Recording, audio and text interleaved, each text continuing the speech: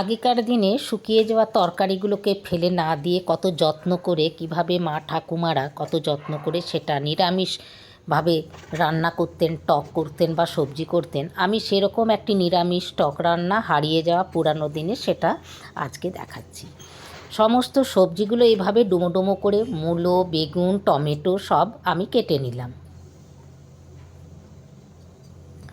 এরপরে এগুলো ভালো করে ধুয়ে নিলাম। গ্যাস জ্বালিয়ে কড়াই বসিয়ে তাতে সর্ষের তেল দিয়ে বড়িগুলো ভেজে তুলে নিলাম, বেশ লাল লাল করে ভেজে নিলাম।